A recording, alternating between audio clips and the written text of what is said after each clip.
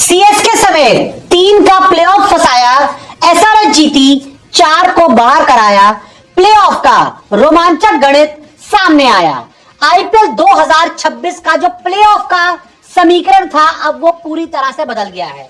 CSK versus SRH match के बाद points table में तूफान आया है और 3 टीमों को पूरी तरह से परेशान कर दिया है और 3 टीमों के लिए जीवन दान लेकर आए। तो देखिए, सबसे पहले अगर आप पॉइंट्स टेबल पर नजर डालें तो एक चीज तो तय है कि 3 टीमें अब प्लेऑफ में ऑफिशियल तौर पर क्वालिफाई हो चुकी है। जी हां, ये ऑफिशियल हो गया कि 3 टीमें प्लेऑफ में आ गई हैं, जिसमें आरसीबी है 18 पॉइंट्स के साथ, एसआरएच है 16 पॉइंट्स के साथ और गुजरात टाइटंस भी है 16 पॉइंट्स के साथ। क्योंकि एक सिर्फ टीम ऐसी है जो अब 16 पॉइंट्स तक मैक्सिमम जा सकती है, बाकी इस पॉइंट्स टेबल में कोई भी टीम ऐसी नहीं है जो 16 पॉइंट तक जा सके। तो ऐसे में जीटी भी क्वालिफाई, एसआरएच भी क्वालिफाई और पंजाब आरसीबी तो पहले ही क्वालिफाई हो गई थी।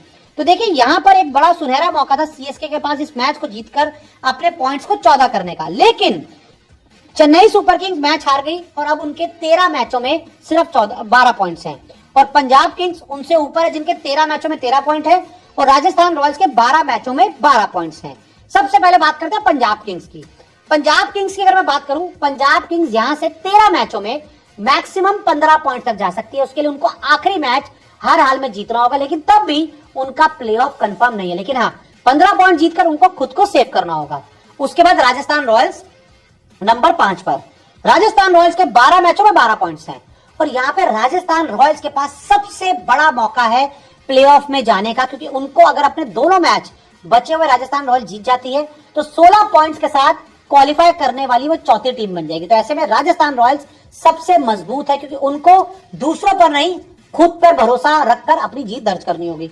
फिर आती है दिल्ली कैपिटल्स। दिल्ली कैपिटल्स के 13 मैचों में 12 पॉइंट्स है, मैक्सिमम 14 पॉइंट्स तक जा सकते, तो इनका सफर मुझे लग रहा है बहुत ज्यादा मुश्किल होगा, शायद ये क्वालिफाई नहीं कर पाए। और फिर केकेआर के पास भी सुनहरा मौका है जाने का प्लेऑफ में, क्योंकि उनके 12 मैचों में 11 पॉइंट्स है। अगर यहां से केकेआर अपने बचे हुए दोनों मैच जीतती है तो 15 पॉइंट्स तक चली जाएगी। और इस बात को ध्यान रखिए, 16 पॉइंट्स तक अब सिर्फ एक ही टीम जा सकती है, वो राजस्थान रॉयल्स है। अगर राजस्थान रॉयल्स 14 पर रुक जाती है, पंजाब किंग्स 15 पर रुक जाती है और सीएसके 14 से आगे नहीं जा सकती, तो ऐसे में केकेआर एक मजबूत नेट रन रेट के साथ, धमाकेदार नेट रन रेट के साथ अगर अगले दोनों मैच जीतती है और फिर उनकी नेट रन रेट बढ़ती है, 15 पॉइंट्स होते हैं, तो वो आसानी से प्लेऑफ में चलेगी। यानी कि यहां पर रायता फैल गया है, हल्ला हो गया है और आरसीबी, एसआरएच, जीटी क्वालिफाई कर गए हैं।